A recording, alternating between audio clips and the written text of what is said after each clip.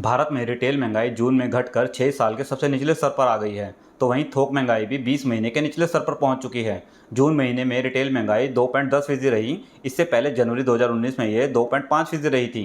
थोक महंगाई भी जून में -0.13% पर आ गई है, जिससे खाने पीने के सामान की कीमतों में कमी आई है। इससे पहले अक्टूबर 2023 में -0.56 पर थी। वहीं अप्रैल 2025 में 0.85% पर थी। 14 जुलाई को सरकार ने रिटेल महंगाई के आंकड़े जारी किए हैं।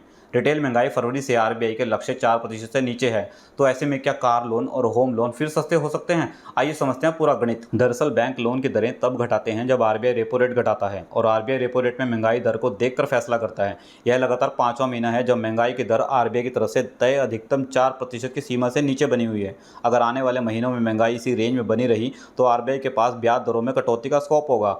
आरबीआई की मॉनेटरी पॉलिसी कमेटी की 4 जून को बैठक हुई थी, जिसमें ब्याज दरों में 50% की भारी कटौती की गई थी, जिसके बाद रेपो रेट 5.50% पर आ चुके हैं।